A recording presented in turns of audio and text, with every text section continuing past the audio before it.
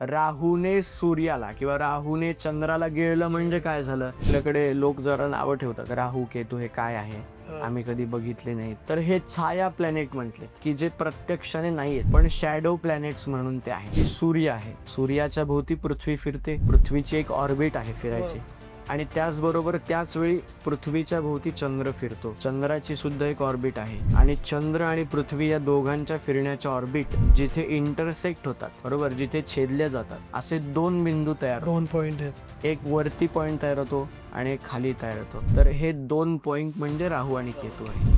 मग राहू आणि केतू हे पॉइंट का महत्वाचे आहे? तर ज्या वेळेला चंद्र असेल किंवा पृथ्वी असेल ही या दोन पॉइंट वरती येते त्यावेळेला ग्रहण दिसतं आपल्याला. बघा, ग्रहण हे फक्त पौर्णिमा आणि अमावस्येलाच होऊ शकतं, इतर दिवशी होऊ शकत नाही. पण हे ग्रहण का होतं? तर हा जो इंटरसेक्टिंग पॉइंट आहे याच्यावर पृथ्वी किंवा चंद्र आल्याशिवाय ग्रहण होऊ शकत नाही. मग त्या इंटरसेक्टिंग पॉइंटला जर आम्ही राहू नाव दिलेलं आहे, तर राहूने सूर्याला किंवा राहूने चंद्राला गिळलं म्हणजे काय झालं? चंद्र त्या पॉइंटवर आला, इंटरसेक्टिंग पॉइंटवर, आणि त्यावेळेला पृथ्वी तिथे होती. त्याला गिळलं नाव असं दिलं की राहूने गिळलं, कारण राहूच्या पॉइंटवर चंद्र आला. त्याला आपण अशी कल्पना करतो की राहू नावाचं कोणीतरी एक राक्षस आहे आणि त्या राक्षसाने जाऊन चंद्राला गिळलं